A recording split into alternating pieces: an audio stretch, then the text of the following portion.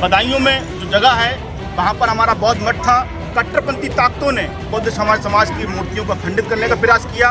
उस भारतीय संविधान के नियमों को ताक में क्यों रख दिया गया?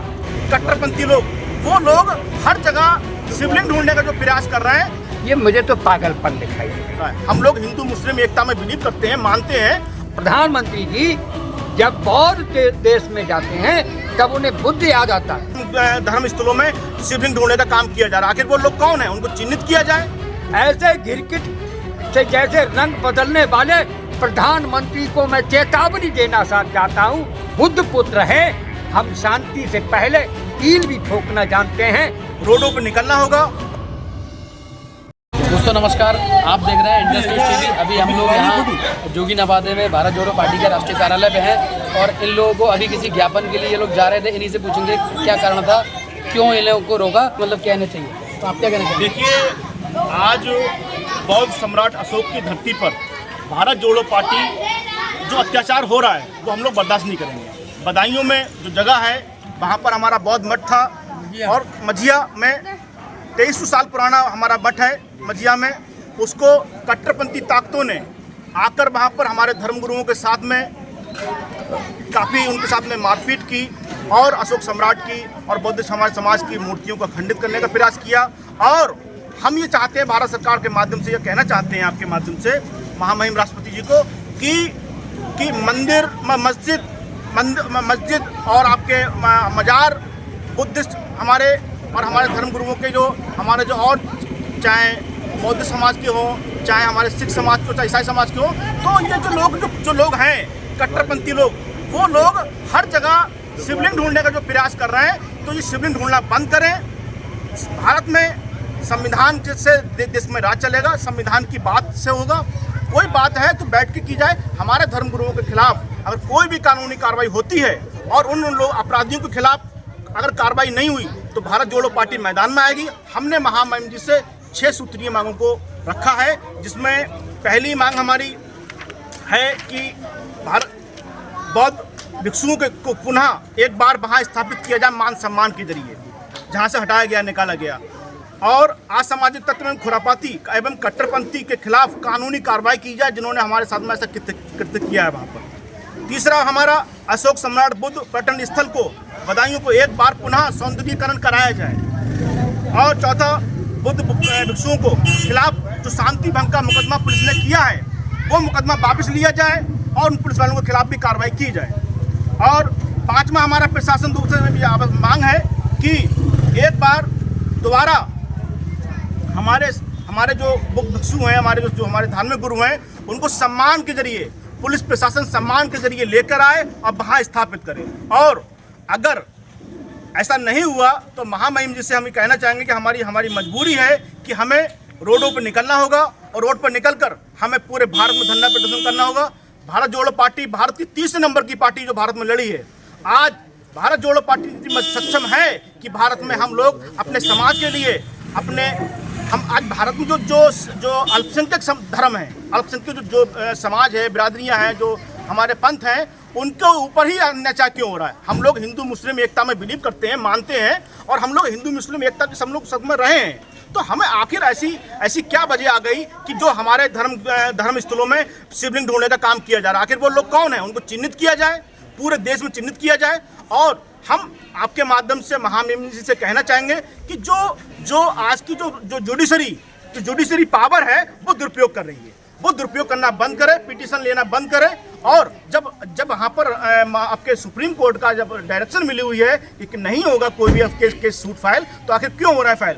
आप मैं बनते थेरोपानंद, प्रदेश अध्यक्ष नेशनल एंड अंतर्राष्ट्रीय बौद्ध भिक्षु संघ परिषद की ओर से हूँ।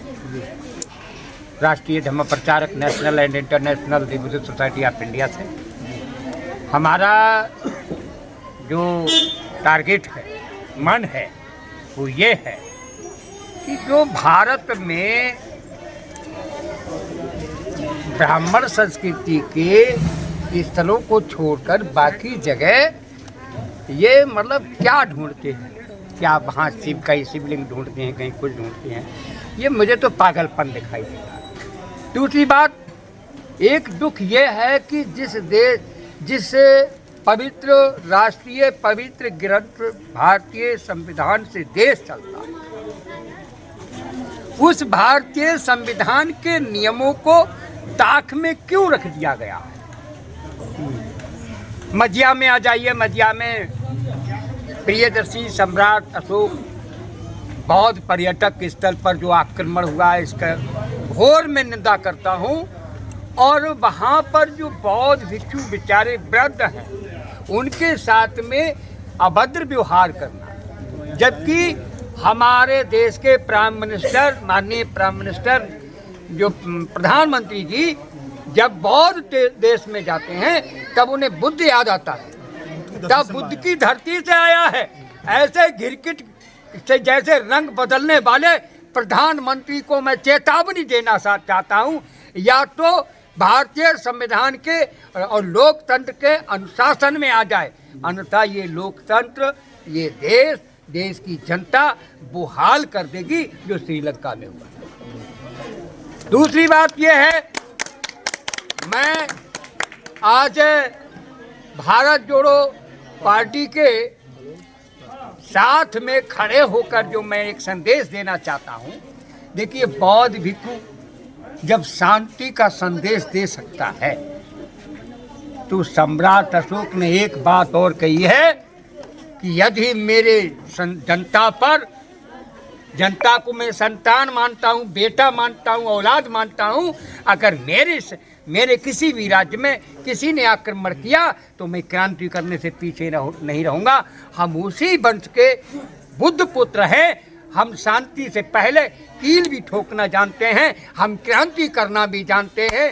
अगर शांति से मानेंगे तो शांति से जवाब दिया जाएगा, और क्रांति करने की जरूरत पड़ी तो भिक्खु थेरोपानंद, अखिल भारतीय भिक्खु महासंघ, तमाम बुद्धिजीवी संघ, मुस्लिम संघ, हम उनका मुकाबला डट कर करेंगे, जवाब देंगे। जरूर कहूँगा ये घोर निंदनीय है, ये आपराधिक है। देखिएगा, भारतीय संविधान के अंदर सभी धर्म के लोगों को इबादत करना, पूजा करने का अधिकार है, एक धर्म के लिए नहीं।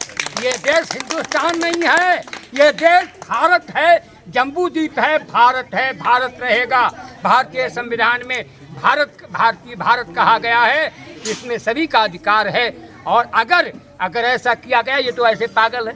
अगर कोई देखिए, आप मतलब जो आपके जो मांगने वाले राम राम राम राम घर घर कर रहे, कोई विरोध नहीं करता।